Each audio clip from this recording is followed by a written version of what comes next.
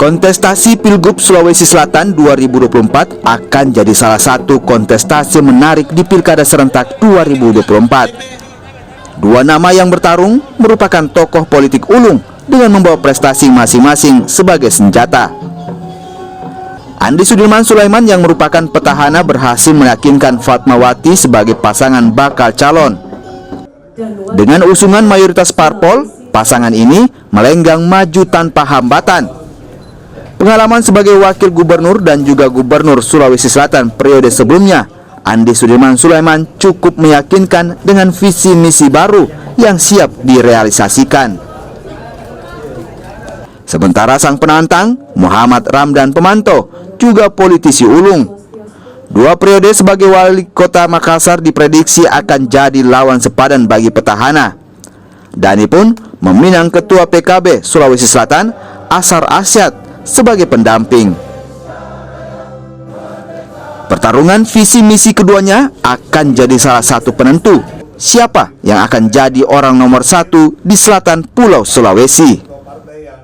Hal yang menarik dari Pilgub ini adalah dari para calon pasangan ya.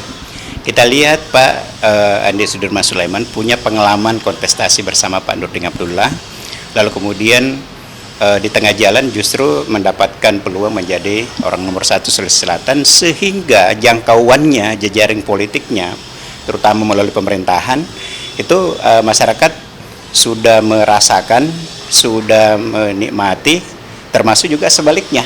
Harapan-harapan masyarakat mungkin banyak yang belum terpenuhi. Intinya dari segi popularitas dikenal. Kemudian wakilnya Ibu Fatma itu pernah menjadi anggota DPR RI, pernah di Senayan, menjadi wakil wali kota pertama perempuan di Makassar, tentu juga memiliki simpul-simpul di Makassar. Yang lebih menarik adalah Pak Dani, dua periode menjadi gubernur, menjadi wali kota Makassar yang kemudian sekarang menjadi calon gubernur, itu pada periode yang lalu justru berpaket dengan Fatma, yang dalam Pilgub harus berhadapan. Nah, jadi dua yang berpengalaman di eksekutif, Pak Sudirman Sulaiman dengan Pak Dani, dan dua berpengalaman di legislatif, Pak Ashar itu anggota DPRD Sulawesi Selatan, ketua PKB Sulawesi Selatan, lalu kemudian Bu Fatma itu Nasdem, dan Bu Fatma ini lebih komplit lagi karena ada pengalamannya di eksekutif, ada pengalamannya di legislatif. Pilgub Sulawesi Selatan 2024 bisa jadi barometer politik di Sulawesi Selatan. Siapapun pilihan warga, pesta demokrasi kali ini harus tetap jadi sebuah pesta kesenangan, bukan dengan kegaduhan yang menciptakan permusuhan. Gufran Lamataha, Mila Rustam, Kompas TV.